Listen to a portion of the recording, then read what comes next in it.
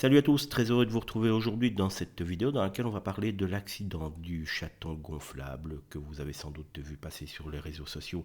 Un accident tout à fait dramatique dont il faudra tirer de un les conséquences mais également voir les responsabilités de tout un chacun car même si au départ il y a sans doute eu un fait météorologique dramatique pour arriver à ce drame, il y a apparemment des manquements qui ont été faits dans ce parc d'attractions Wonderland, qui a entraîné cet accident dramatique, puisque je vous le rappelle qu'à l'heure actuelle, 2 jours après l'accident, l'état de santé de la jeune fille, la fillette de 3 ans, est toujours alarmant. Donc ses jours sont toujours en danger.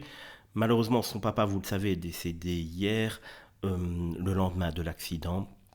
Et donc, on va voir qu'il y a apparemment des manquements dans ce parc d'attractions. Les faits se sont déroulés à Saint-Maximin-la-Sainte-Baume dans le Var, alors que la journée s'était plus ou moins passée correctement, que la matinée était même ensoleillée. C'est la raison pour laquelle le parc était ouvert.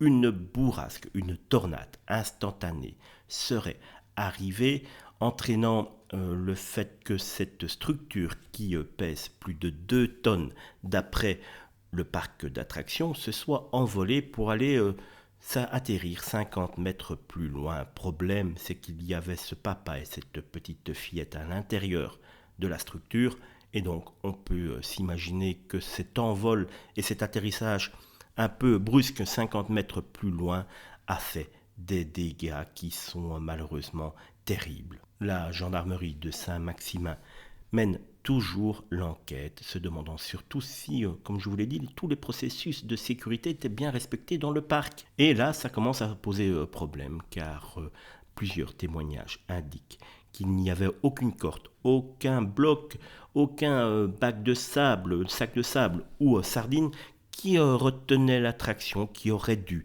être maintenue au sol par différents moyens de sécurité. Évidemment, comme je vous l'ai dit, le parc d'attractions lui dit que la structure pèse plus d'1 tonne à elle-même et qu'il y avait encore 1 tonne d'eau dedans. Donc pour eux, déjà à ce moment-là, cela suffit comme sécurité.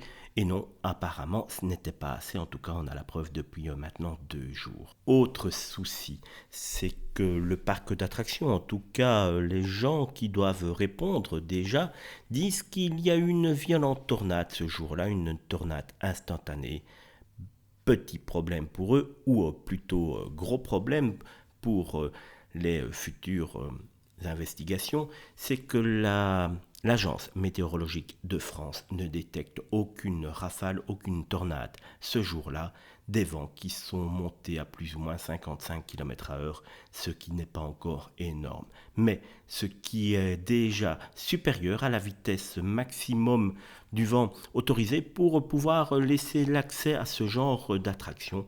En effet, celles-ci doivent être démontées et inaccessibles aux visiteurs au-delà de 30 à 40 km/h. Donc il y a quand même eu un manquement. Maintenant, il faut voir si c'est effectivement une courte période durant la journée où le vent est monté très très fort. Je suppose que là, il y a quand même un débat à avoir, puisque on peut avoir des vents très légers durant une partie de la journée, puis qui montent un petit peu plus que l'autorisation.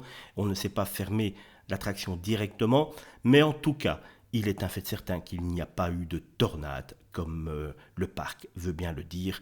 Il faudra donc que ceux-ci répondent très clairement de leurs actes et leurs responsabilités.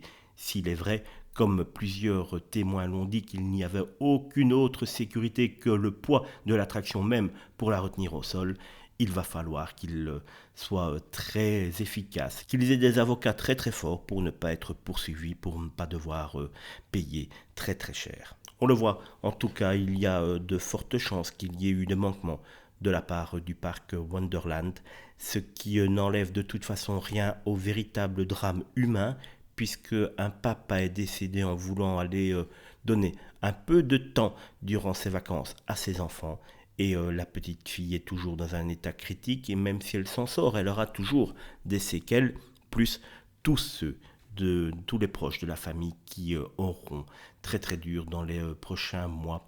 Comme quoi, parfois une petite négligence ou un vent un petit peu trop fort peut faire beaucoup de dégâts si on ne prend pas soin de bien sécuriser les lieux, un drame qui aurait sans doute pu être évité.